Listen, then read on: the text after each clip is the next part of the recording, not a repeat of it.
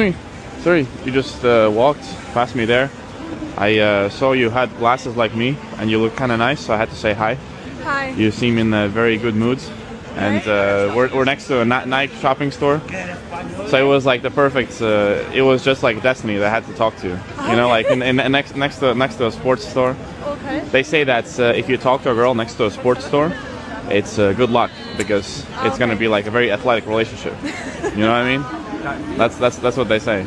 My name is Gus Olsen. I've been meeting and flirting with women in real life for 11 years, and today I'm going to teach you how to make an observational and improvised approach. If you can learn how to do this, your approaches are going to be way more natural, way more authentic, and you're going to create this special, magical, movie-like moment that no other man is going to be able to replicate it because it's going to be one-of-a-kind approach. A lot of men approach women with cheesy pickup lines or pre-scripted lines that women can feel that they have been prepared, they're not very authentic. So when you can create this magical moment of being super observational, super improvisational, it feels much more natural and it feels authentic and one-of-a-kind interaction. So essentially it's a 3-step process. Step 1 is you need to be present. So for you to make an observational approach, you need to be present in your environment. And in order to be present, you need to be able to have a calm mind, to decrease that chatter in your mind, and because of it, you need to be able to deal with your approach anxiety. By definition, when you have high approach anxiety, when you're overthinking things, you're not going to be able to notice specific observations about your environment. This is why overthinking or trying to prepare before the approach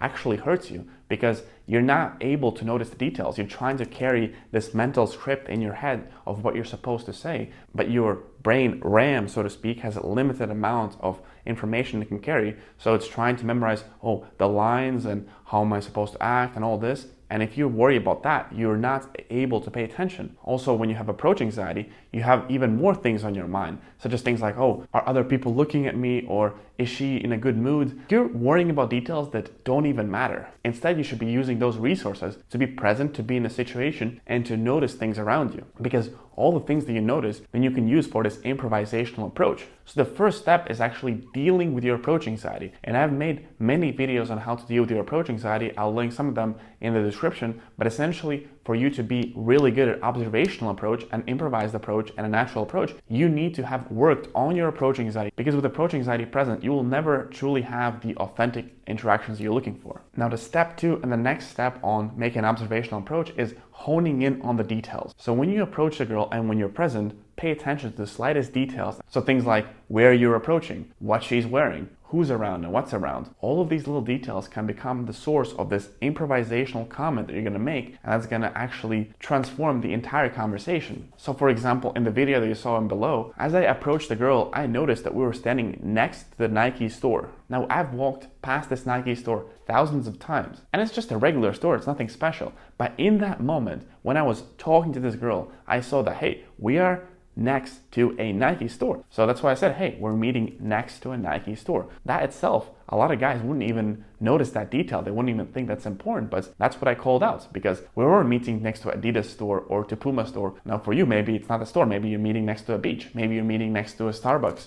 Maybe you're meeting next to nothing. Anything like that can be that little detail. So you got to notice things. And again, for you to notice things, you got to be present. And now the step number 3 is you want to make cool associations with whatever you noticed. So again, let's take the Nike example. What did I do? So I noticed that we're next to a Nike store. What is Nike? Nike is a brand of clothes for athletics. So we have one association, Nike to athletics. And now I'm talking to this girl, I'm trying to flirt with her, and that potentially is a potential romance. So I can make the next jump from athletics to athletic relationship. And that's it. That's all I did. I just did 2 steps from Nike to athletics and from athletics to athletic relationship. And then I can make this observational approach that just feels super authentic, and it is authentic, and super in the moment, movie-like interaction. It just seems fun, authentic, and cool way to talk to women. And any other guy who's going to talk to her, no one's going to do this. They are going to come with the same lines like, hey, you look beautiful, you look amazing. And that's be very boring for the girl. But if you can be present, if you can notice the details, and if you can make these mini association jumps,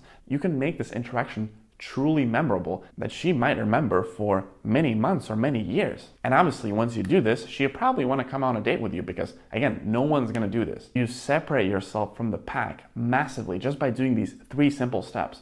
So when you're a beginner, it's going to be hard to make observational approaches, but as you slowly progress through your journey of improving your dating social skills, you need to start implementing this natural observational approach more and more and more, because that is truly the peak of communication skills, and the peak of dating social skills is to be natural, to be observational, to be improvisational, and not rely on scripts or not rely on specific lines. Now, in the beginning, you might need them to essentially get over your approach anxiety, but again, this is the next step, next level, and this is how you truly separate yourself from every other guy, including the guys that are actually doing this and talking to women in real life, because even most of those guys are just going to use the same lines and the same way of talking. Finally, if you'd like to get to the level where you can make these kind of observational approaches and you want to learn how to do them well in a systematic way, with me leading you step by step, me giving you feedback on your conversations and having the support of other men just like yourself, my private one-on-one mentorship might be interesting for you. I work with students all over the world, technical, shy introverts, and all of them are getting their first dates ever